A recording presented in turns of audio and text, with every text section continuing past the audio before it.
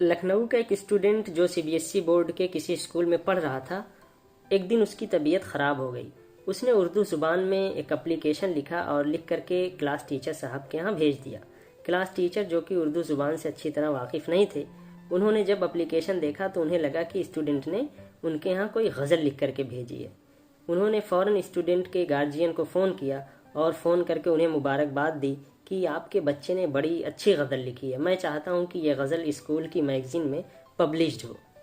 بچے نے جو اپلیکیشن لکھا تھا وہ یہ تھا کہ محترم و مکرم جناب استاذ ذی مرتبت، خدمت عالیہ میں آداب عرض،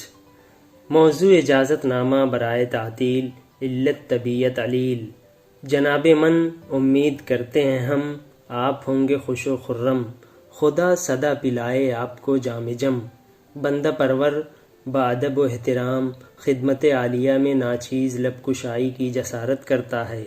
نقاہت و سرگرانی بنے ہیں دشمن جانی، ورنہ بندہ نہ کرتا رو گردانی، آپ کے حضور زانوئے تلمس تہ کرتا ضرور، لیکن طبیعت مزمحل ہے، آپ سے التجا بس یہی ہے، کرم مجھ پہ اتنا کیجئے، رخصت 2 روز کی عنایت کیجئے، طاقت نہیں ہے جی میں حضور کی مزید کروں کلام، فقط والسلام، بندہ مطیع و فرما بردار، عبدالستار ابن عبدالابرار، لکھنؤ امین آباد، مکان نمبر 7، تاریخ 27 مارچ سن 2008۔